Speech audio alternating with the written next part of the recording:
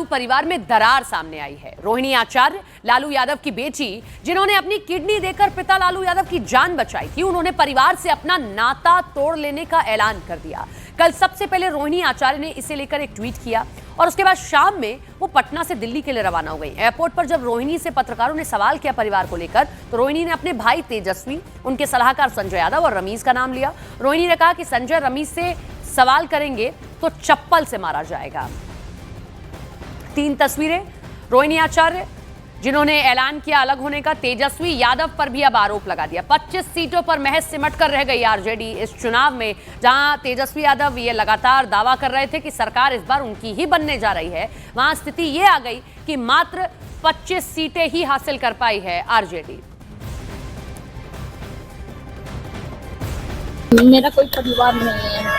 अब ये जाकर के आप संजय, रमीज, तेजस्वी यादव से पूछिए, मेरा कोई परिवार नहीं है। वही लोग निकाला है हमको परिवार से, क्योंकि रिस्पॉन्सिबिलिटी लेना नहीं है उनको। पूरा दुनिया बोल रहा है जो चाणक्य बनेगा, तो चाणक्य से आप सवाल पूछिएगा। जब कार्यकर्ता चाणक्य से सवाल कर रहा है, पूरा देश दुनिया सवाल कर रहा है कि पार्टी का ये ऐसा हाल क्यों हुआ। अब जब संजय, रमीज, इन लोग का नाम लीजिए तो आपको घर से निकाल दिया जाएगा, आपको बदनाम किया जाएगा, आपको गाली दिलवाया जाएगा, आपके ऊपर चप्पल उठा करके मारा जाएगा। हमारे 2 सहयोगी हमारे साथ लाइव जुड़ रहे हैं। चंद्रमोहन पटना से लाइव जुड़ रहे हैं, हमारे साथ अमित पांडे भी जुड़ रहे हैं। चंद्रमोहन, सबसे पहले ये बताइए, आरजेडी के भीतर से कोई खबर सामने आई है? किसी भी व्यक्ति ने कुछ बताया हो कि अचानक ये क्या हुआ और तेजस्वी का अगला मूव कुछ दिखाई दे रहा हो? क्या लालू परिवार पर कोई भी अगर परिवार का सदस्य सवाल उठाता है तो उसके खिलाफ, पार्टी लाइन के खिलाफ कोई भी जाकर नहीं बोलता है। हाँ, इतना जरूर है कि कल जब ये घमासान बढ़ा परिवार में, उस समय जगदानंद सिंह जो पूर्व प्रदेश अध्यक्ष हुआ करते थे आरजेडी के, वो लालू यादव से मिलने के लिए पहुंचे थे और तकरीबन 1 घंटे तक मुलाकात हुई। और मुलाकात के बाद जब वो बाहर निकले तो उन्होंने भी रटा एक ही जवाब दिया कि परिवार का मामला है और ये सब कुछ सुलझ जाएगा। लेकिन जिस तरह से रोहिणी आचार्य जब घर से निकली और एयरपोर्ट जाते समय उन्होंने बयान दिया, वो काफी चौंकाने वाला है। उन्होंने ये कहा कि चप्पल दिखाया गया। आखिर कौन वो शख्स है जिसने अपनी बहन को चप्पल दिखाया? जो उनका आरोप लग रहा है उसके मुताबिक उन्होंने रमीज और संजय यादव के खिलाफ आवाज उठाया और उसके बाद परिवार का ही वो सदस्य चप्पल दिखाने के लिए दौड़ा। तो आखिर वो कौन दौड़ा था उनको चप्पल दिखाने के लिए? कौन रोहिणी आचार्य को बदनाम करने की कोशिश कर रहा है और किसके कहने पर उनको परिवार और पार्टी दोनों छोड़ना पड़ा? ये सबसे बड़ा संकट है। तो सवाल अब यही है कि आखिर पार्टी और परिवार को संभालना लालू यादव के लिए कितना मुश्किल हो रहा है, क्योंकि आज वक्त में अब सीधे लोग सवाल ये कर रहे हैं कि आखिर पार्टी की करारी हार हुई है। जिनको तेजस्वी यादव को मुख्यमंत्री 18 तारीख को शपथ लेना था, साफ तौर पर तेजस्वी यादव ने भी प्रेस कॉन्फ्रेंस में ये कहा था कि 18 तारीख का वो दिन होगा जब वो मुख्यमंत्री पद का शपथ लेंगे। बिहार की जनता उनके साथ है, लेकिन जो रिजल्ट आया वो सीधे उलट रहा और पार्टी और परिवार को बचाने के लिए अब संकट मंडराने लगा है। सबसे बड़ा अब एक और सवाल होगा कि मीसा भारती का अगला कदम क्या होता है। आपको बताएं, जो सूत्रों से जानकारी मिली है उसके मुताबिक मीसा भारती भी कहीं ना कहीं इसको लेकर नाराज है, जो खराब प्रदर्शन हुआ है। और जब टिकट का बंटवारा हो रहा था उस समय भी बार बार रोहिणी आचार्य ने भी घर के अंदर सवाल उठाया था, मीसा भारती ने भी सवाल उठाया था। आखिर किसके कहने पर इस तरह से टिकट बांटा जा रहा है? उनके बातों को नहीं सुना जा रहा है। ये सबसे मैं लौट रही हूँ आपके पास में। ये हमने आपको सुनवाया भी कल एयरपोर्ट पर, जब उन्होंने मीडिया से बातचीत की। मीडिया ने पूछा कि बड़ा मार्मिक आपने लिखा है, क्या कारण रहा? तो उन्होंने ये बातें बोली।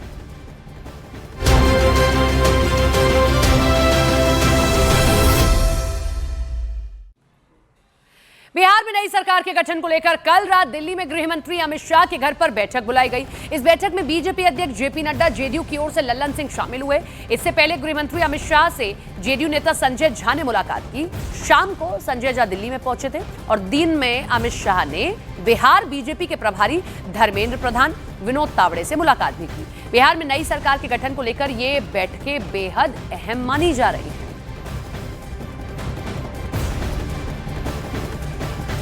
सूत्रों के मुताबिक जेडीयू के नेताओं और बीजेपी शीर्ष नेतृत्व के बीच करीब 3 घंटे तक मुलाकात चली। मीटिंग में शपथ ग्रहण समारोह की तारीख और उस दिन शपथ लेने वालों पर नामों पर चर्चा हुई है। इसके अलावा जेडीयू और बीजेपी कोटे से कितने मंत्री होंगे, इन नामों पर भी चर्चा हुई। गृह मंत्री अमित शाह, बीजेपी अध्यक्ष जेपी नड्डा ने लल्लन सिंह और संजय झा से एनडीए की जीती गई सीटों पर भी चर्चा की है।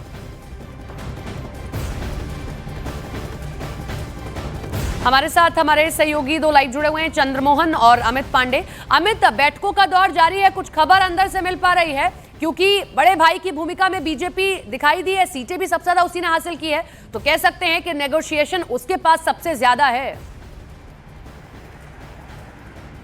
देखिए, ये जो एक बड़ी चर्चा हुई थी और पहली मुलाकात थी जेडीयू के शीर्ष नेताओं और बीजेपी शीर्ष नेतृत्व के बीच में, ऐसी मुलाकात आज भी संभावित है। और कुल मिलाकर जो जीती गई सीट हैं उनमें उम्मीदवारों की परिस्थिति क्या थी, इस पर चर्चा हुई। इसके अलावा दोनों पार्टियों के बीच में कितनी मंत्रिमंडल कोटे की जगह होगी, इस बात पर चर्चा हुई। ऐसे ही बीजेपी शीर्ष नेतृत्व की मुलाकात एनडीए के अन्य घटक दलों से होगी, मसलन चिराग पासवान, मांझी और कुशवाहा। तो चर्चाओं का दौर है। शपथ ग्रहण से पहले कैसे एनडीए अपना मूर्त रूप लेगा, मंत्रिमंडल का रूप क्या होगा, कौन कौन संभावित चेहरे होंगे, इस पर यह चर्चा का ये दौर है। लेकिन एक बात साफ है कि जिस तरीके से एनडीए चुनाव के मैदान में उतरा था, मसलन की उम्मीदवारों की लिस्ट उसने जारी की थी, उसी तरीके से अब जीतने के बाद, इस प्रचंड बहुमत के बाद मंत्रिमंडल का भी प्रारूप होगा।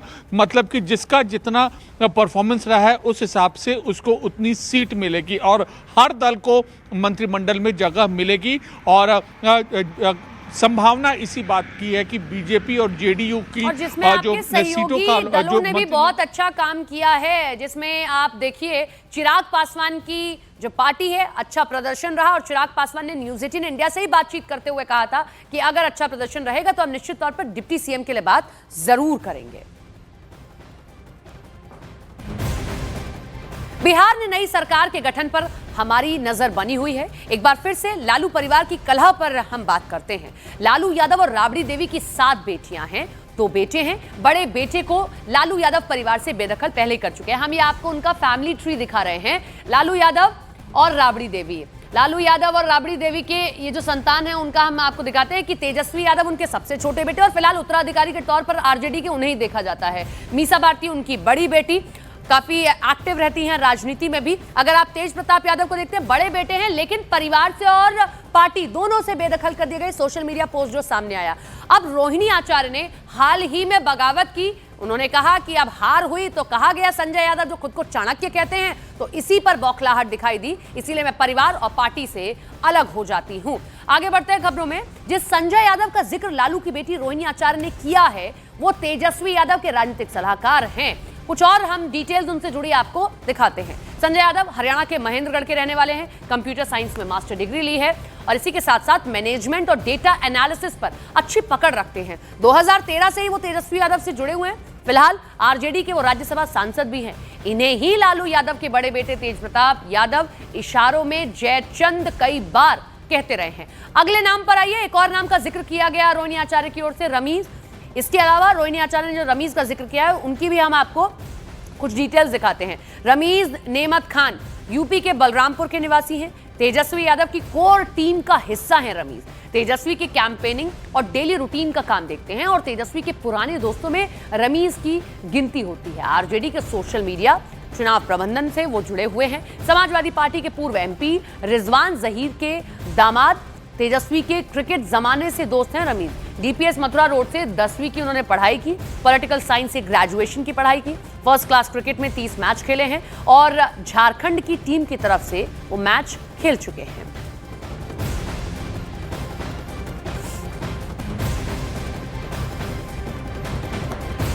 चंद्रमोहन हमारे साथ, हमारे सहयोगी लगातार लाइव बने हुए हैं। चंद्रमोहन, हम कल मीसा भारती को लेकर जिक्र कर रहे थे कि मीसा भारती का भी कोई टेक सामने आया, क्योंकि दबी छुपी जुबान में चुनाव से पहले उन्होंने भी इशारा तो किया था। देखिए, पार्टी की करारी हार के बाद पार्टी और परिवार दोनों में कलह शुरू हो गया है। आपने देखा होगा, अभी पहले तेज प्रताप यादव संजय यादव से नाराज चल रहे थे, कल रोहिणी आचार्य का ट्वीट आ गया और अब मीसा भारती आगे क्या करती हैं, ये सबसे बड़ा सवाल है। जो सूत्रों से जानकारी मिली है उसके मुताबिक मीसा भारती जब टिकट का बंटवारा हो रहा था उस समय भी उन्होंने सवाल खड़ा किया था कि पटना जिले में और खास तौर पर मीसा भारती के जो लोग करीबी हैं वो लोग भी टिकट चाहते थे, लेकिन उनके बातों को नहीं सुना गया। जो मुझे जानकारी मिली है उसके मुताबिक उनके बातों को दरकिनार किया गया और उस समय लालू यादव भी बिल्कुल खामोश थे। वो ये चाहते थे कि तेजस्वी यादव जैसे चल रहे हैं, क्योंकि चुनाव उन्हीं के चेहरे पर चुनाव हो रहा है और जैसे पार्टी चल रहा है वैसे चलने दिया जाए। लेकिन अब मीसा भारती क्या कहती हैं, ये सबसे बड़ा सवाल है। और इसके अलावा लालू यादव का अगला कदम क्या होता है? क्या वो तेजस्वी यादव को इसी तरीके से आगे बढ़ने देते हैं या फिर पार्टी और परिवार को संभालने के लिए संजय यादव के खिलाफ कोई कार्रवाई करते हैं? क्या रमीज के खिलाफ कोई कार्रवाई करते हैं? क्योंकि देखिए, ये दोनों ऐसे शख्स हैं जो तेजस्वी यादव के साथ साए की तरह रहते हैं और पार्टी का एक तरह से कमान कहा जाए तो इन्हीं के पास है। तेजस्वी यादव से अगर आपको मिलना है तो पहले आपको संजय यादव के पास जाना है। अगर वहां से ग्रीन सिग्नल नहीं मिला तो आप नहीं मुलाकात कर सकते हैं।